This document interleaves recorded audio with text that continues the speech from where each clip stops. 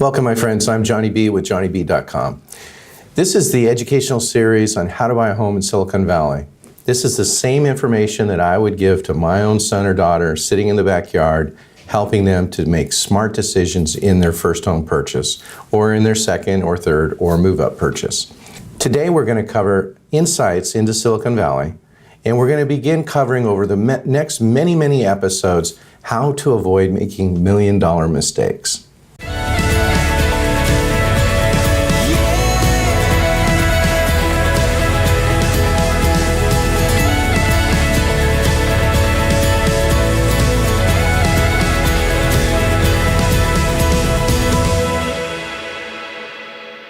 So let's dive in. This is a map of Silicon Valley, and you notice it's kind of like a donut. You've got the mountains on the outside, you got the residential and jobs all in the middle, and in the very center you've got the water. This is a map of the schools, and you can see the legend down here. It shows that the 10s, the dark colored blue pins, is the best schools. Now, as an aside, it is my belief that you can do a great job in life regardless of the school that you come from.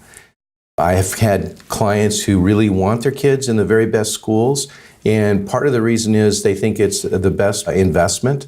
We'll talk about that, how that's not quite right, in a future episode. But I've also had parents who wanted to take their kids down to a little lower school so that they wouldn't have such fierce competition. So you can see that the peninsula side continues all the way down into Saratoga. You can see Los Altos, Saratoga, Los Gatos, Cupertino. All of this is just beautiful schools. And then you have various layers, different colors in the center.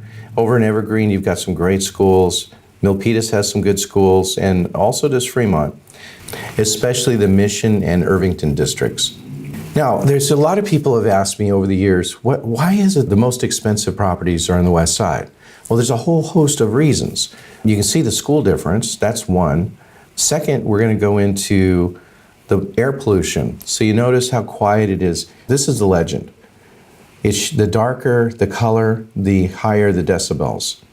And so you can see that there's widespread noise pollution on the east side, but on the west side, fairly quiet in these very expensive homes. Palo Alto, Mountain View, Cupertino, Saratoga, Los Gatos.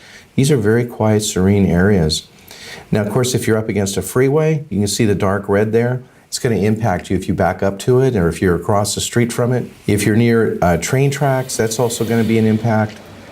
But this is the airport. That's the primary noise pollution in this area. So as they land, they're coming in high and coming down, so the closer they get to the ground, the louder it gets.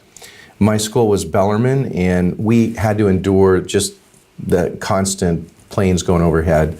We just got used to pausing each class just long enough for the plane to get past. It was fairly quick. Then on the other side of the airport, this is usually the direction that the planes are taking off. And so they're under power and the noise is louder. And then as they get higher and higher, the noise quiets. Most of the time they arc over to the right to go back east somewhere, but sometimes they head in other directions as well. So this is the map of the major Bay Area earthquake faults. And you can see that there's faults all through the Bay Area, and that's just part and parcel of living in California. It's known for this. This is the BART station map, and this is fantastic perk in Silicon Valley. You can go from Warm Springs all the way to San Francisco. You go under the water here, which is fascinating, and it lets you out many stops in San Francisco. So this is huge, and now they're extending this down south. There's a new station going up in Milpitas around the Great Mall, and there's other stations, so you can look into the future growth plans. And this is Caltrain.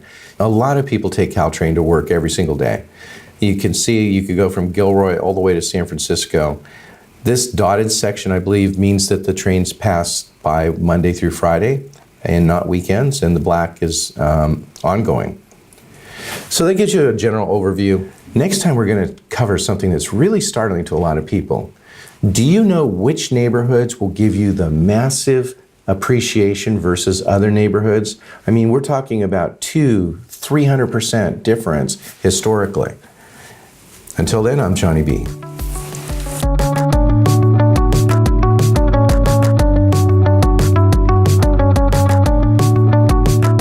his books are about love, about joy, about kindness, things that create more compassion for your fellow man. And I can't think of a better mission. You know, this is something that you really need to get out, and he has a commitment to train 1 million trainers and to create this this global force. And because of the platform he's on, from having been the largest or the most published author in the history of the planet, you know, what moves me about Jack is that he's such a sensitive guy in that he wants to connect with every single person that he meets, and he wants to find a way to make a difference. Just will really respect him.